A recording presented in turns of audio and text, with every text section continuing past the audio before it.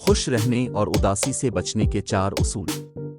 جو کھویا اس کا غم نہیں، جو پایا وہ کسی سے کم نہیں، جو نہیں ہے وہ ایک خواب ہے، جو موجود ہے وہ لاجواب ہے۔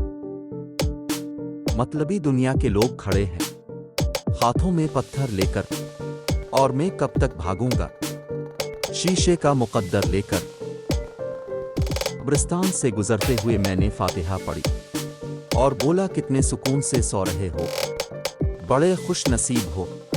آواز آئی کہ ہم نہیں سو رہے، بلکہ سو تو آپ رہے ہیں، ہم تو سونے کی سزا بھوگت رہے ہیں۔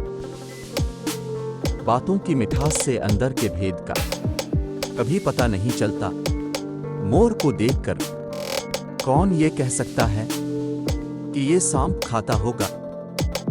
اگر تم سے کوئی کچھ مانگے تو خوشی سے دیا کرو اور شکر ادا کیا کرو کہ اللہ تعالیٰ نے تمہیں دینے والا پیدا کیا ہے، مانگنے والا نہیں۔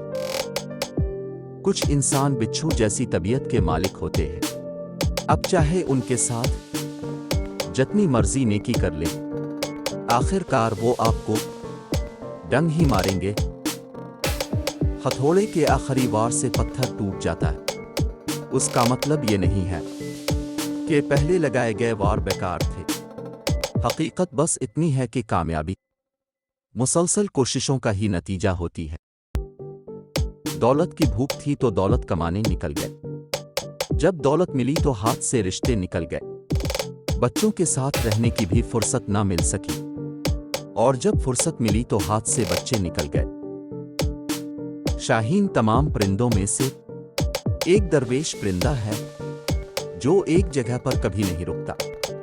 تجھے بھی ایک منزل پر پہنچ کر آگے کی منزل پر نگاہ رکھنی چاہیے۔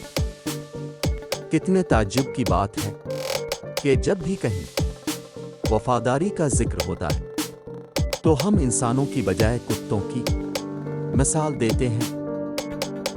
تیرا یہ غرور کہ میں بہت عبادت گزار ہوں، کہیں تجھے لے نہ ڈوبے۔ سنا ہے کہ پڑھتا تھا ابلیس بھی نمازیں بہت